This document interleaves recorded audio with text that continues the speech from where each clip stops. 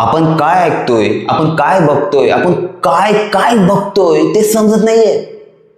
आपल्या छत्रपती शिवाजी महाराजांच्या राज्यामध्ये असे हरामखोर पैदा झालेत ना, त्याची लाज वाटते आता. खरंच लाज वाटते हो. महाराज एवढे आपले शूरवीर होते, त्यांनी एवढं सांगितलं होतं, जर आपल्या शत्रूची जरी बाई असेल किंवा स्त्री असेल, तिच्याकडे सुद्धा आपण चांगल्या नजरेने बघायला पाहिजे, असं महाराजांनी सांगितलं होतं. आणि आपल्या महाराष्ट्रामध्ये आता सर्रास या 2025 मध्ये एवढे बलात्कार, एवढ्या रेप केस झाले आहेत की ऐकून असं कळलं सुटायला लागलं. अहो, मेणबत्त्या घेऊन नाही होणार आहे सर्व गोष्टी. आपल्याला आता लढायला लागणार. त्या मालेगावात आता जी गोष्ट घडली ना, तिचं वय किती असेल हो? किती वय असेल? 3 वर्ष फक्त 3 वर्ष. तिला दुनिया काय आहे हे सुद्धा माहित नव्हतं, दुनियादारी काय हे सुद्धा माहित नव्हतं.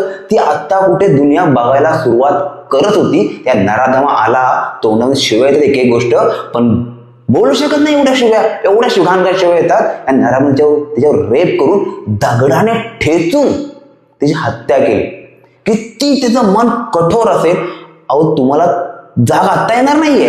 जेव्हा ती गोष्ट तुमच्या घरी घडेल, ती गोष्ट तुमच्या स्वतःवर येईल ना, तेव्हा तुम्हाला जाग येईल. तोपर्यंत आपण दगड झालोय, निर्दय्य झालोय. फक्त खायचं, पियाचं, झोपून जायचं, बस.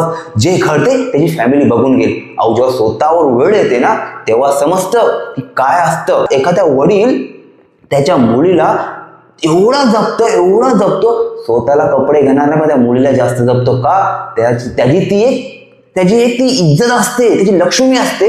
आणि तुम्ही अशा हरामखोर माणसं जन्माला येतात महाराष्ट्रामध्ये. अशा लोकांना ना खरंच तुडवून मारलं पाहिजे, तुडवून. ह्या लोकांना फाशी देऊन काय होणार नाहीये. ह्या लोकांना मी तर बोलतो, या लोकांना फाशी देऊच नाही. ह्यांचे कपडे काढावे, ह्यांना पूर्ण नंगा अवस्थेत करावा, आणि ह्यांची आपण जसं काकडी सोडतो ना, काकडी, तशी यांची चांबडी सोलावी. एक अवैध चांबडी सोडून काढावं आणि ह्यांना ना उन्हात सोडून द्यावं. रक्ताचे पाठ वाहू दे यांच्या मनात, रक्ताचे पाठ वाहून जाऊ दे यांच्या बॉडीतून.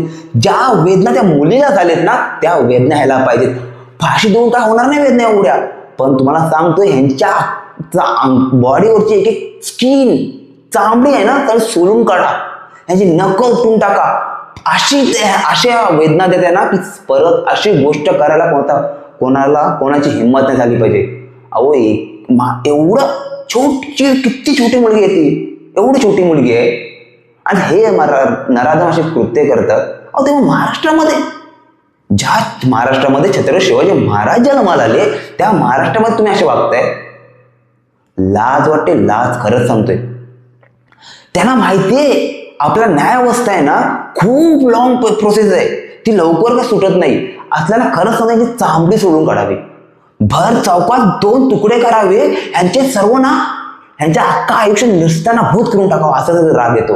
मेणबत्त्या घेऊन तुम्ही चालताय. अहो, महाराजांनी शिकवलं नाही मेणबत्त्या घेऊन चालायचं. जिथे अपराध घडला तिथे तोडलाच पाहिजे. ह्यांना फाशीची नाही, ह्यांना ना चांगली सोडून काढायची गरज आहे, सोडून. अहो, जेव्हा ती गोष्ट ऐकतो ना, त्या अंगावरचे काटे येतात. अहो, 3 वर्षाची मुलगी आहे ती. त्या मुलीने जेव्हा आई बाबांनी ते ऐकलं असेल, पाहिलं असेल, बघितलं असेल, त्या आईवडिलांच्या काय ती टाइम गेला असेल, काय वेचला असेल, त्यांनाच माहिती आहे.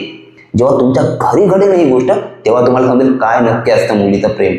जेव्हा तुमची मुलगी अर्धा तास लेट होते, तेव्हा तुम्ही त्या मुलीला कॉल करून कुठे आहेस, काय करते, डॉक्टर लवकर घरी आहे, ही तुम्हाला धाकधूक होते ना.